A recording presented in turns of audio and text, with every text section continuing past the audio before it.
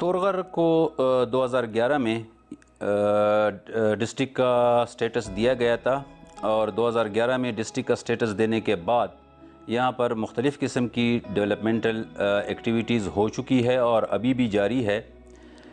2012 में यहाँ पे special development package provincial government का शुरू हुआ। उसके तहत यहाँ पर मुख्तलिफ़ किस्म की स्कीम्स जो है वो एग्जीक्यूट की गई कि हमारे यहाँ पे DHQ की बिल्डिंग जो है वो भी अंडर कंस्ट्रक्शन है। इसके अलावा हमारे यहाँ पे 10 CDs हैं और उन 10 CDs को हमने BHU में कन्वर्ट करना है।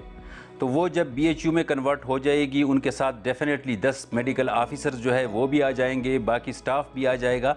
तो यूँ हेल्थ का मसला जो है वो काफ़ी हद तक हल हो जाएगा DHQ के बनने के साथ और 10 CDs जो है उनकी BHU में अपग्रेडेशन के साथ। SQ 1122 के लिए हम अपनी एक अलहदा उसकी बिल्डिंग बन रही है, लेकिन फ़िलहाल हमने उसको यहाँ पर डिस्ट्रिक्ट कम्प्लेक्स जो है DC ऑफिस में उनको एकोमोडेट किया हुआ है। उनके साथ पास एम्बुलेंसेस है, उनके पास फायर ब्रिगेड है, उनके पास बाकी रेस्क्यू की जो गैजेट्स ज़रूरी हैं वो उनके पास हैं और यहाँ पर वो सबसे बेहतरीन खिदमात सर अंजाम दे रही है। बर वक्त लोगों को वो हर किस्म की रेस्क्यू एंड रिलीफ सर्विसेज जो है वो प्रोवाइड कर रही है। मेरा नाम मोहम्मद जाहिद है और तोरगर डिस्ट्रिक्ट हेडक्वार्टर जुदबा बसीखेल का मैं बाशिंदा हूँ। ये जो हॉस्पिटल के बिल्डिंग के सामने हम खड़े हैं, ये बिल्डिंग आपके सामने है।